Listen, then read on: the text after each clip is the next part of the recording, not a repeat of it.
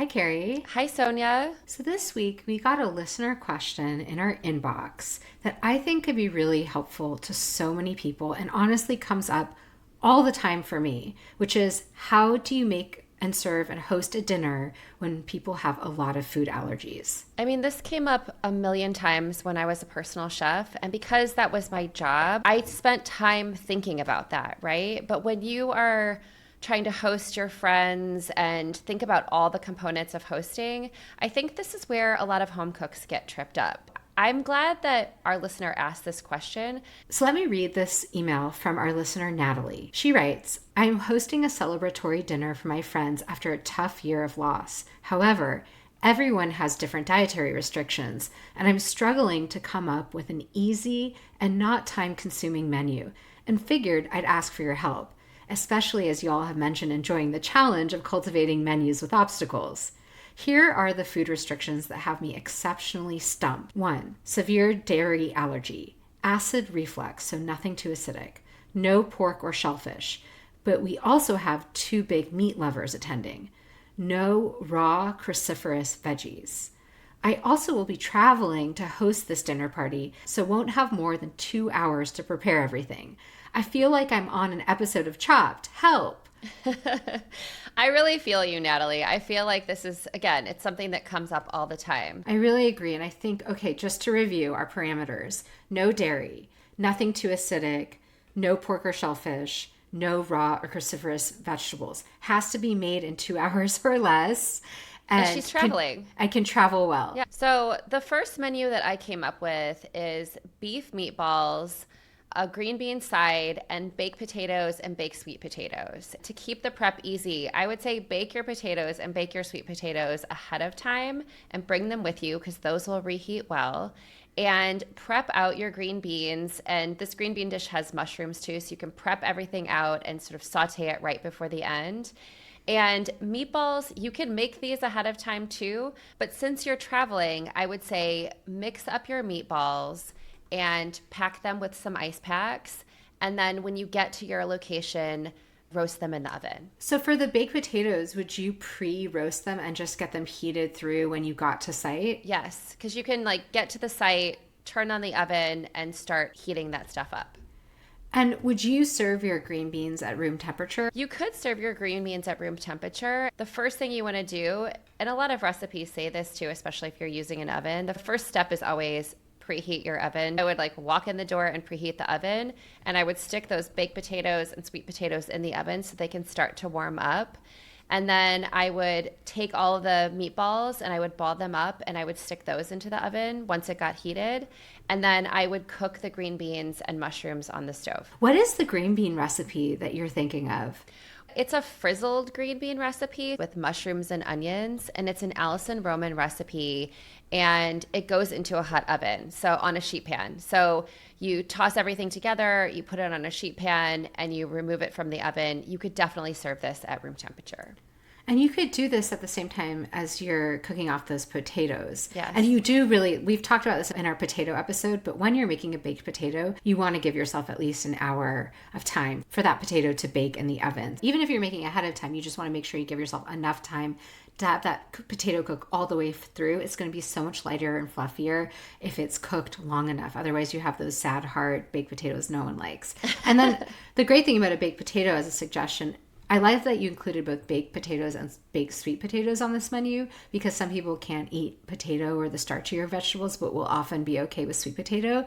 And then for the people who don't eat dairy, everyone can customize this how they want. So those who eat dairy could have butter. Those who don't could just have non-dairy butter, some scallion. And you can kind of have a toppings array that you pack up in advance. So no one has to feel bad about their allergy and everyone can still feel included. And I think that's something really important when you're serving mixed company with allergens is you don't want to single out the person with the allergies. I think that's such a great point, Sonia. I'm glad that you brought that up. I was actually thinking about it from the perspective of what would be more colorful. Like it's more fun. You can lay them all out onto a sheet pan and open them up a little bit, and people can kind of take what they want. And honestly, I would take one of each. I would take half of each. Yeah, I guess I'm thinking a lot about dietary stuff because I've been working for a client. I have a personal chef client who's a doctor, and a lot of her patients have really strict dietary restrictions. And so she's trying to find recipes that work for them and testing them on herself. So it's what's interesting is a lot of the things on this list that Natalie wrote is the way I've been cooking for my doctor, which is heavy protein. She does eat dairy, so it's not that, but low in nightshades, low in lectins, Right. and all these other things. So in a way, it was like, yes, Natalie, I know what you're going for because I've been doing this. My first menu is for shawarma chicken thighs served with olive oil mashed potatoes and garlicky broccolini. There's a couple of reasons for all these things. The shawarma chicken thighs, you can definitely cook in advance and reheat. Chicken thighs don't dry out as much as chicken breasts. And shawarma spices are not too acidic or too hot. You can get pre-made shawarma mixes. I like New York Shook brand, but almost every store seems to have bottled shawarma now. If you can't get that, then I would just say spice it with the spices you like. Paprika, coriander, cumin, onion powder, garlic powder. Those are all things that are often in shawarma. You're just thinking about something that's heavily spiced, but not spicy. So it's going to add tons of flavor. The other thing about a chicken thigh that I've recently learned, I think I learned this from Kenji Lopez Alt. I'm pretty sure it was Kenji. And he was talking about how actually chicken thighs, you want to cook until the internal temperature is actually 175 or higher. They tell you 165 is what you want for all chicken. Thighs get softer and more tender when they get hotter. Yeah. So this is really easy to make under an hour or an hour and a half, and it transports well, it reheats well. To that pan of shawarma chicken, I like to add red onion wedges, and if the person can stomach red pepper, that's nice too. If that's too acidic or they don't eat nightshades, then just have onion could be really nice as well. And then the olive oil smashed potatoes, they also can reheat really easily. You have no dairy. So you would make those ahead of time. You would boil off your And make potatoes. them- yeah. You'd make them ahead of time, and then maybe just hit them with a little bit of more olive oil right before serving. And the best way to reheat mashed potatoes is in a heat-proof bowl over simmering water, also known as a double boiler. It won't dry it out. It's a really nice way to do it. And if it feels like even a little dry-ish, a little drizzle of olive oil at the end will make that rich. I like to add a lot of herbs to my olive oil mashed potatoes. And it's just another way to do mashed potatoes. If your people don't eat mashed potatoes, another option is mashed sweet potatoes. And then broccolini, if they can have cooked cruciferous, which we believe they can based on your notes, a broccolini is something that you can saute with a lot of garlic. You don't even need lemon juice if you can't have acid, and it will still be delicious. And it's almost as good at room temperature as it is hot. I think that's such a great menu, Sonia. I was also thinking of chicken thighs.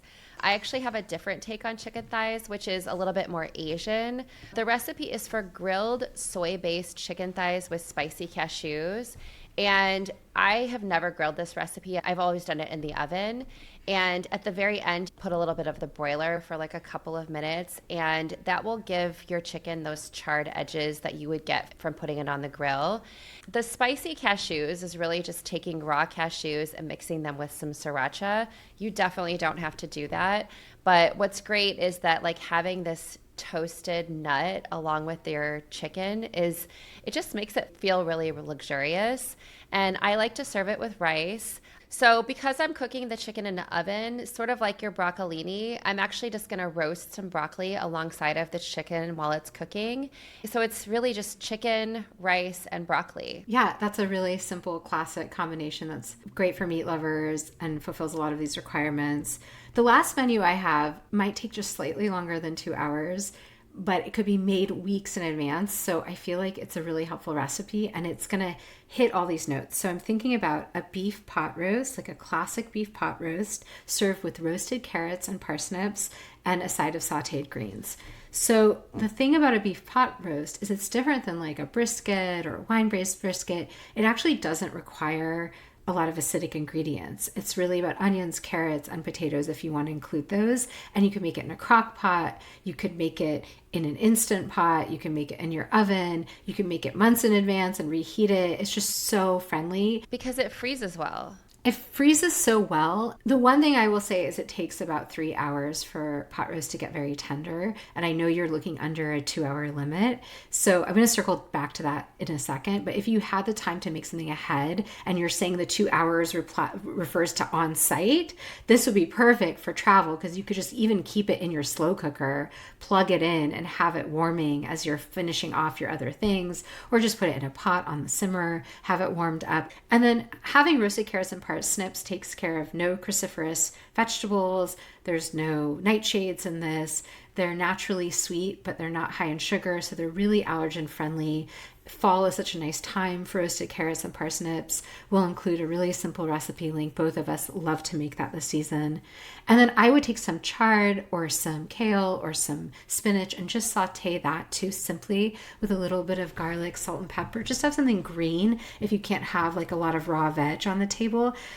You don't need this element. It could be really lovely with just beef and roasted vegetables. Maybe you have a loaf of bread to sop up into the pot roast. Something very simple and homey and very comforting.